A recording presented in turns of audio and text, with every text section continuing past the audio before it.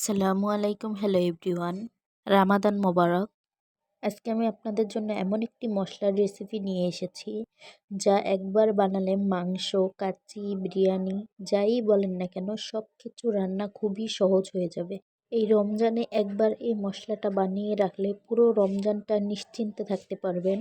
আমি এখানে কিছুটা আদা, রসুন, পেঁয়াজ কুচি করে শুকিয়ে নিয়েছি। 2-3টা রোদ্রে দিলেই এটা সম্পূর্ণ শুকিয়ে যাবে এবং গুঁড়ো করার জন্য রেডি হয়ে যাবে।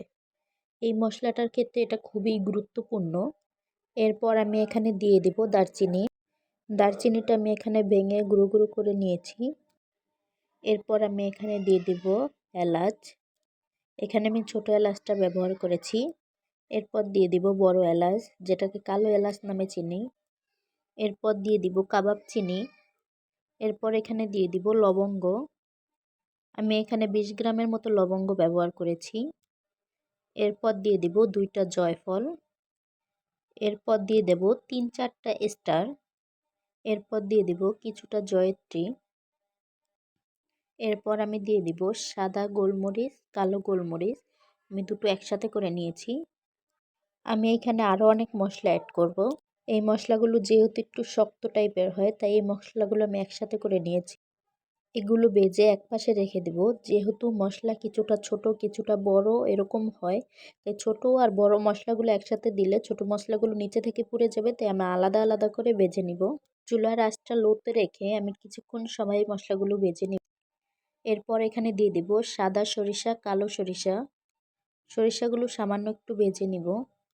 এরপর দিয়ে দিব শাহি জিরা। এভাবেই একে একে সবগুলো মশলা ভেজে নিব। এরপর দিয়ে দিব জোয়ান দানা। আমি যদিও এটা সঠিক নাম জানি না, তবে আমাদের এখানে এটাকে জোয়ান দানাই বলে। এরপর দিয়ে দিব পোস্তদানা। পোস্তদানাটা সামান্য গরম করেই নামিয়ে ফেলবো, কারণ এটা একেবারেই ছোট একটা জিনিস। এরপর দিয়ে দিব রাঁধুনি। রাঁধুনিটাও হালকা গরম করে নামিয়ে ফেলবো। এরপর দিয়ে দিব মৌরি বা মিষ্টি জিরা। এরপর দিয়ে দিব রেগুলার রান্নায় যে জিরাটা ব্যবহার করি আমরা সেইটা। এরপর দিয়ে দিব গোটা ধনিয়া। এরপর দিয়ে দিব 10-12টা তেজপাতা ছিঁড়ে নিয়েছি আমি এখানে। এরপর দিয়ে দিব 1 মুঠো চাল। চালটা আমি এখানে ভালো করে ভেজে নিয়েছি। এরপর দিয়ে দিব 5-6টা শুকনো মরিচ।